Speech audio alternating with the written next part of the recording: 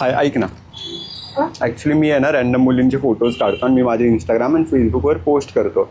तर तू तुझ्या साडीत खूप खूप छान दिसतेस नऊवारी. तर तुम्ही ॲक्च्युली कार्यक्रमला चाललेत का कुठे? हा, एक आहे माझा कार्यक्रम आहे, मंदिरात पाया पडायला आले होते. ओके.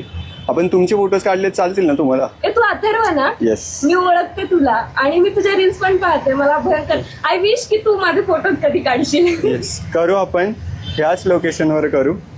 चालेल. येस, एक 5-10 मिनिटं लागतील आपल्याला. मी तुम्हाला एक्सप्लोअर पण करून देतो. अमृतेश्वर टेम्पल आहे. ओके. येस.